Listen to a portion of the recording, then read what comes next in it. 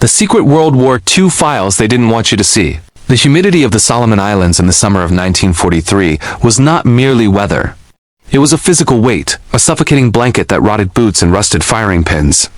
On the morning of April 18, 1943, at precisely 7 o'clock hours, 18 P-38G Lightnings of the 339th Fighter Squadron sat on the pierced steel planking of Kukum Field on Guadalcanal. Their engines were silent, but the mission they were about to embark upon was perhaps the most time-sensitive assassination in the history of modern warfare. It was a mission born of a secret so profound that its existence was hidden from the American public for decades. A secret known only by the codename Magic. For months, U.S. Navy cryptanalysts at Station Haipo in Hawaii had been intercepting and declassifying Japanese naval communications. They had broken the JN-25D code, a feat that allowed them to read the enemy's most sensitive operational plans. On April 14th, they intercepted a high-priority transmission. It was a detailed itinerary for Admiral Isoroku Yamamoto, the commander-in-chief of the combined fleet and the architect of the Pearl Harbor attack. The message was explicit. Yamamoto would be inspecting 3 frontline bases in the northern Solomon Islands on April 18th.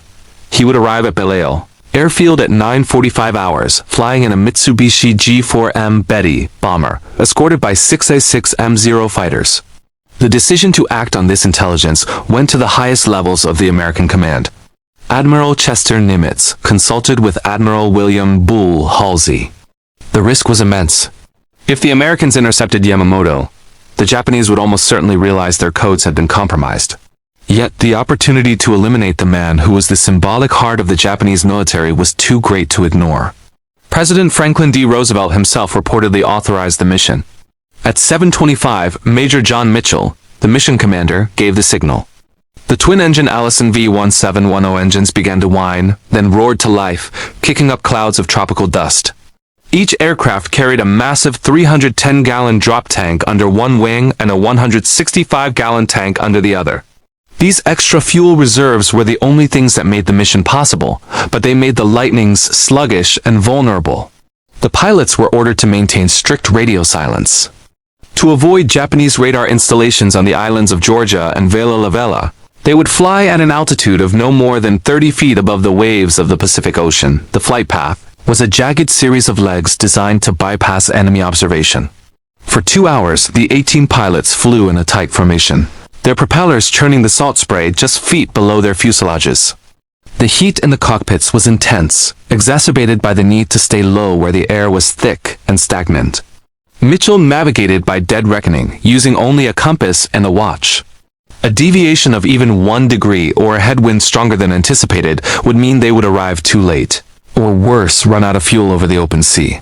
Among the pilots was Captain Thomas Lanphier and Lieutenant Rex Barber.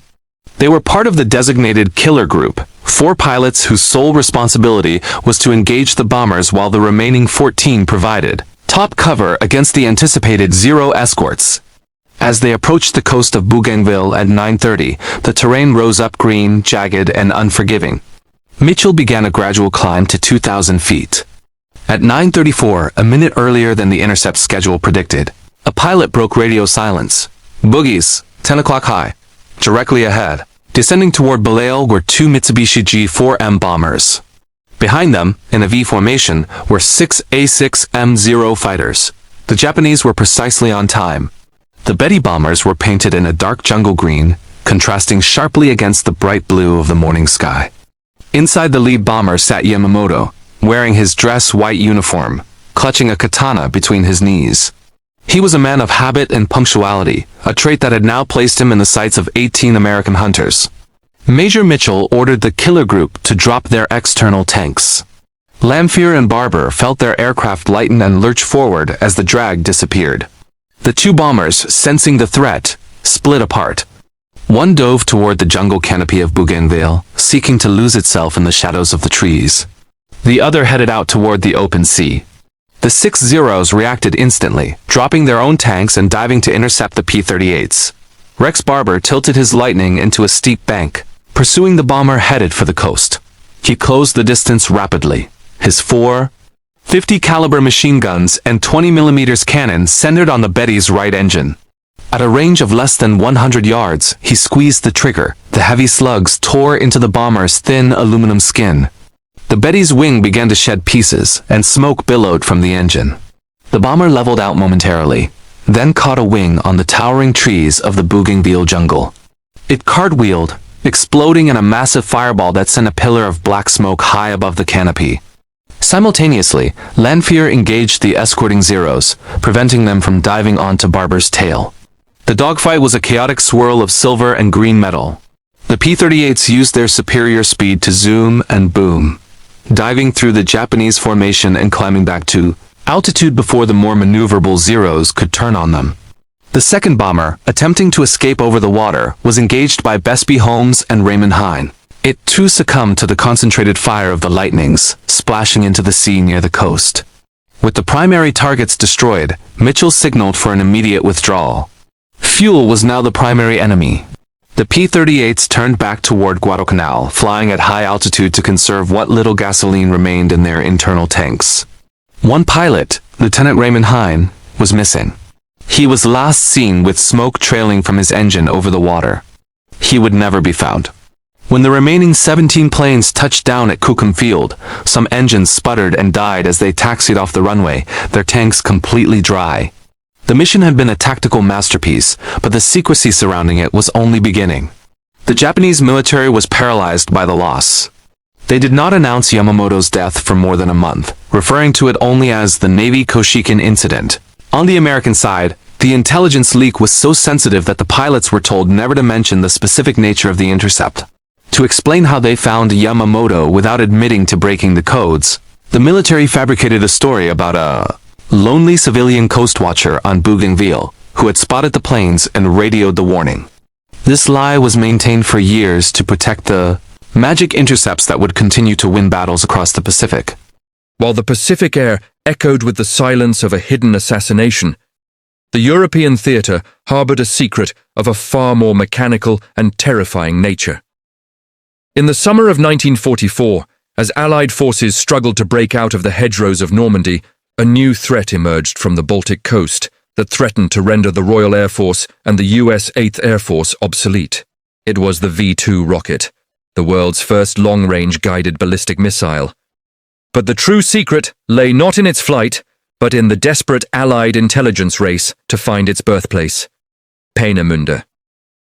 By late 1943, British intelligence, under the guidance of Dr. R.V. Jones, had begun to piece together a frightening puzzle.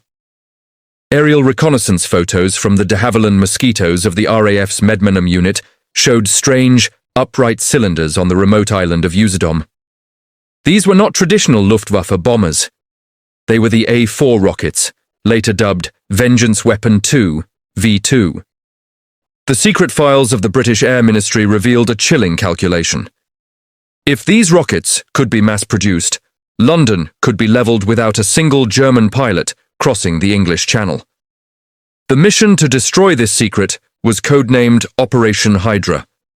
On the night of August 17, 1943, 596 heavy bombers, Lanchesters, Halifaxes and Stirlings, took off from bases across England.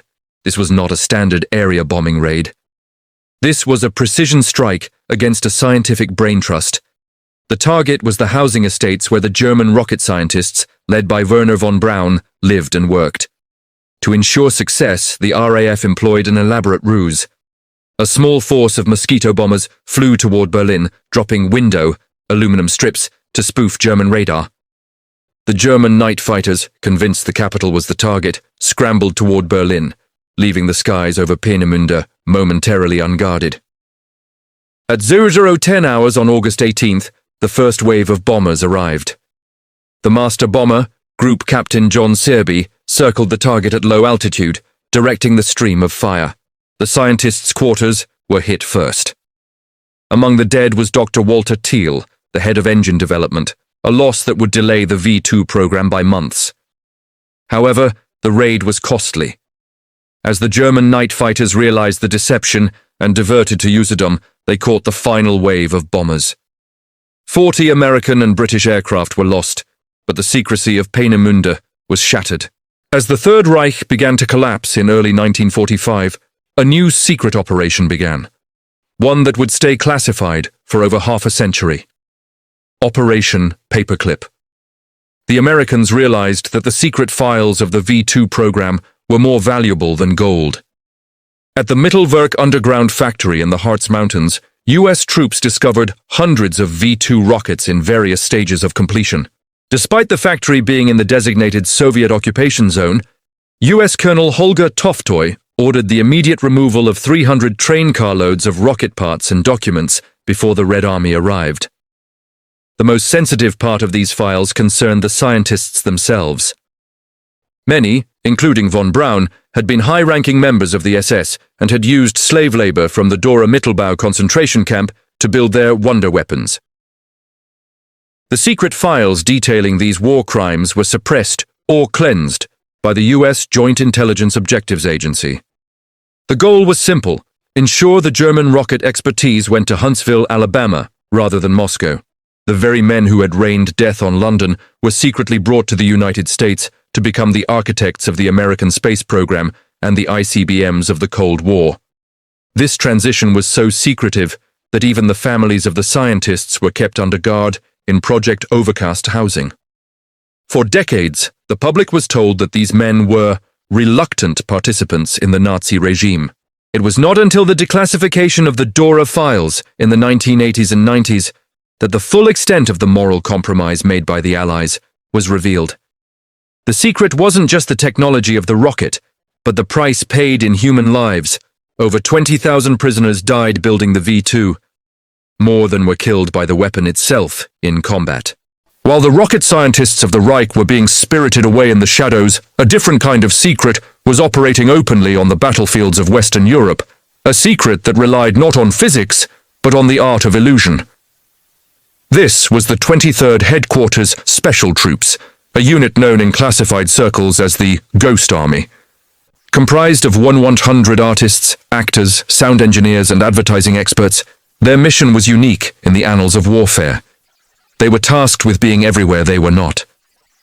In September 1944, as the Allied advance toward the Rhine slowed due to overextended supply lines, the Ghost Army was deployed to the front near Metz. Their objective was to convince the German First Army that a massive American armored thrust was imminent, in a sector held only by a thin screen of legitimate troops. To achieve this, they utilized three pillars of deception: visual, sonic, and radio. The visual deception relied on inflatable rubber tanks, trucks, and artillery pieces. From a distance of a few hundred yards, or from the cockpit of a Luftwaffe reconnaissance plane, a dummy Sherman tank was indistinguishable from the real 30-ton vehicle. However, the men of the 23rd had to be meticulous. A tank that didn't leave tracks in the mud, or that could be lifted by four men, would instantly betray the secret. They used bulldozers to create fake tank tracks leading into wooded areas and set up dummy encampments, with laundry hanging on lines and fake cooking fires to simulate a division of 15,000 men. The sonic deception was perhaps the most technologically advanced secret of the unit. Using massive 500-pound speakers mounted on half-tracks, the engineers played recorded sounds of armored movements, the clanking of treads, the shouting of commands, and the grinding of gears. These recordings, captured at Fort Knox and enhanced in laboratories, could be heard up to 15 miles away. In the dead of night, German sentries across the line would hear what sounded like an entire armored division moving into position, forcing German commanders to shift their reserves to counter a phantom threat. The third layer was spoof radio. The Ghost Army radio operators were experts at mimicking the Rufist, the specific typing rhythm of operators from real units like the 75th Infantry Division. They created a web of fake radio traffic, discussing mundane logistical needs and tactical movements that corroborated the visual and sonic illusions. The most dangerous of these operations occurred in March 1945, known as Operation Viersen. To facilitate the real crossing of the Rhine by the Ninth Army, the Ghost Army set up a massive feint near the town of Viersen. They deployed over 600 inflatable vehicles and broadcasted the sounds of bridge-building equipment. The deception was so successful that the Germans concentrated their artillery and 21st Panzer Division units at the Ghost site, allowing the real Allied crossing to take place miles away with minimal casualties. The existence of the 23rd Headquarters Special Troops remained a state secret for decades. The soldiers were sworn to silence, and their official records were classified until 1996. The Pentagon feared that revealing these tactical deceptions would compromise future pure black operations. For over 50 years, the families of these men believed they had served in clerical or supply roles, unaware that their relatives had been the architects of some of the most daring and successful bluffs in military history. Los Archivos Secretos de la Segunda Guerra Mundial Q no quieren Q veras. Mientras que el engago del ejército fantasma salvó vidas en el frente occidental, un archivo mucho más oscuro permaneció salado en el este, uno que el mundo de la posguerra casi nunca llegó a ver.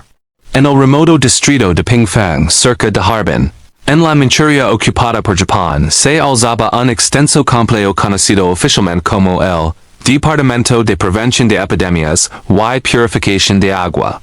Para el ejército imperial japonés y los pocos elegidos del alto mando, era la Unidad 731, liderada por el teniente general Shiro Ishii, cirujano y microbiólogo con una devoción fanática a la guerra biológica. Esta instalación fue el escenario de la experimentación humana más horrible de la historia moderna. Los archivos de la Unidad 731 eran tan sensibles que, al final de la guerra, el ejército japonés intentó borrar todo rastro de su existencia. El 9 de agosto de 1945, mientras la Unión Soviética declaraba la guerra a Japón y comenzaba su rápido avance hacia Manchuria, Ishii ordenó la ejecución en masa de los Maruda restantes, la palabra japonesa para troncos, el término deshumanizante utilizado para referirse a los prisioneros. Ordenó la destrucción de los edificios del laboratorio con explosivos, y ordenó a sus subordinados que se llevaran el secreto a la tumba. Las unidades de inteligencia estadounidenses, en concreto el Cuerpo de Contrainteligencia, CIC, comenzaron a descubrir la verdad durante la ocupación de Japón. Descubrieron que Ishii y su equipo habían estado creando pulgas infectadas con la peste, desarrollando bombas de anthrax, y realizando vivisecciones en sujetos vivos sin anestesia para estudiar la progresión de la enfermedad y los efectos de la congelación. La magnitud de los datos era asombrosa. Miles de informes médicos meticulosamente registrados que detallaban la destrucción sistemática de vidas humanas. Entonces legó la decisión que permanecería como una mancha clasificada en la posguerra. El Mayor General Charles Willoughby, jefe de inteligencia del General Douglas MacArthur, reconoció que Estados Unidos no había podido obtener los datos en poder de Ishii mediante su propia investigación ética. El programa estadounidense de armas biológicas en Camp Detrick estaba en sus inicios. En lugar de juzgar a Ishii y a sus colegas por crímenes de guerra, junto con los líderes de Tokio, se llegó a un acuerdo secreto. A cambio de inmunidad total, Ishii y sus científicos entregaron miles de diapositivas, informes internos y resultados de autopsias a investigadores estadounidenses. Este Pacto de Salomón significó que los autores de la Unidad 731 nunca fueron llevados ante la justicia. Regresaron a la vida civil en Japón, y muchos se convirtieron en decanos de universidades, directores de compañías farmacéuticas, e incluso funcionarios del Ministerio de Salud japonés. El gobierno estadounidense mantuvo los archivos clasificados durante décadas, temiendo que, si la Unión Soviética se enteraba del acuerdo, exageraría los datos para sus propios programas de armas o los utilizaría como una herramienta de propaganda masiva contra Occidente. No fue hasta finales de los años 80, y principios de los 90, gracias al trabajo persistente de los historiadores y a la desclasificación de los informes. Igor Y. Sanders Crusade reveló la magnitud del horror y su posterior encubrimiento. La narrativa de la Unidad 731 no es solo una historia de atrocidades en tiempos de guerra, sino una historia de los cálculos fríos y pragmáticos de los inicios de la Guerra Fría. Revela como el afán supremacia científica llevó a los vencedores de la Segunda Guerra Mundial a ocultar los crímenes de los vencidos, ignorando el sufrimiento de miles de personas a cambio de los secretos de la biología negra. El archivo del horror en el Este, mientras el ejército fantasma salvaba vidas en el frente occidental mediante el engago. Un archivo mucho más oscuro permanece salado en el este. Ano que el mundo de la posguerra estuvo a punto de no ver llamas. En el remoto distrito de Pingfang, cerca de Harbin, en la Manchuria ocupada por Japón, se alzaba un complejo masivo conocido oficialmente como el Departamento de Prevención de Epidemias y Purificación de Agua. Para el ejército imperial japonés, y los pocos elegidos dentro del alto mando, era la Unidad 731, dirigida por el Teniente General Shiro Ishii, un siriano y microbiólogo con una devoción fanática por la guerra biológica. Esta instalación fue el escenario de los experimentos humanos más atroces de la historia moderna.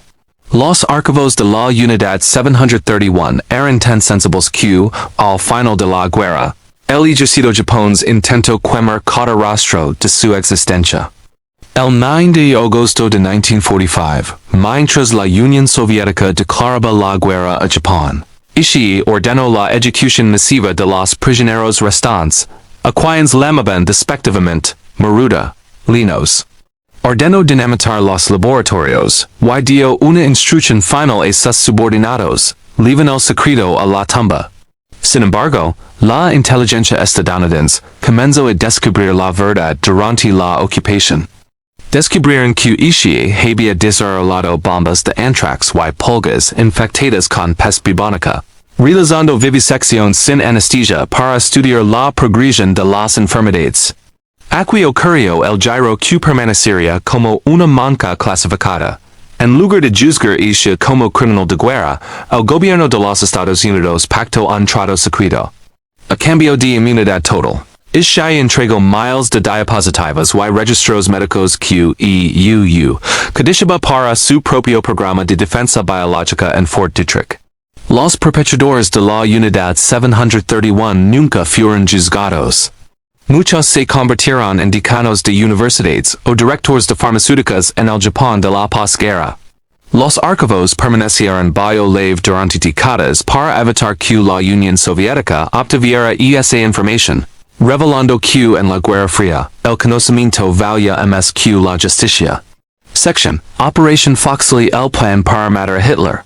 A mediados de 1944, mientras los aliados se consolidaban en Normandía, en las oficinas del SOE, Ejecutivo de Operaciones Especiales, en Londres, se redactaba un documento marcado como Top Secret.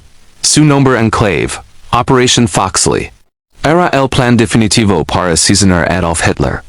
A diferencia de los atentados internos de la resistencia alemana, como la Operación Valkyria, Foxley era un plan británico diseñado con una precisión quirúrgica basada en inteligencia desclasificada ecos dispus. Los archivos revelan que el SO había identificado una vulnerabilidad en la rutina de Hitler en su retiro alpino, el Berghof, en Berchtesgaden. Gracias al interrogatorio de prisioneros que habían formado parte de la guardia personal del Führer, los británicos supieron que Hitler tenía un hábito inquebrantable. Cada mañana después del desayuno caminaba solo hacia una casa de té en la colina de Muslainer Kopf. El plan consistía en lanzar en paracaídas a un equipo de 2 hombres, un francotirador, y un observador cerca de la zona. El francotirador estaría armado con un rifle Mauser 98K modificado y silenciado, equipado con una mira telescópica de alta precisión. Los archivos detallan incluso el uso de pastillas de veneno para los agentes en caso de captura, y uniformes alemanes, falsificados para infiltrarse en las líneas de la SS. Sin embargo, el archivo de la Operación Foxley termina con una nota de debate estratégico que detuvo la misión. La inteligencia británica comenzó a creer que Hitler era, en realidad, el peor estratega de Alemania. Al final de la guerra, sus decisiones erráticas estaban destruyendo al ejército alemán. Más rápido de lo que cualquier general competente lo haría letters. Los británicos decidieron que Hitler vivo era más útil para la victoria aliada que Hitler muerto. El archivo fue archivado y el rifle nunca fue disparado.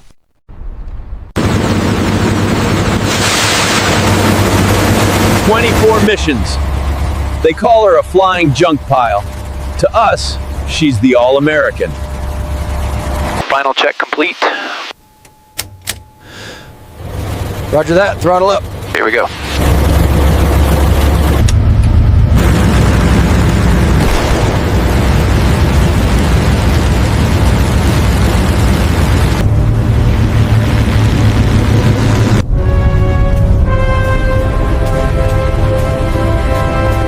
"550 miles into Germany.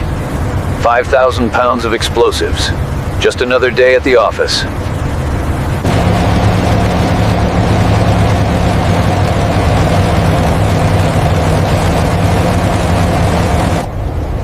Up here you wait. You listen to the engines. You wait for the storm to break. "Fighters, 11 o'clock high. Coming in fast." "Bandits, 2 o'clock high. Coming in hot." "Hard right, evasive action now." "Light them up." "All positions, engage." "Hold her steady, keep us level." "Fire on the number 2 engine. We're losing oil pressure." "We're hit." "We're hit." "Tail stabilizer is shredded."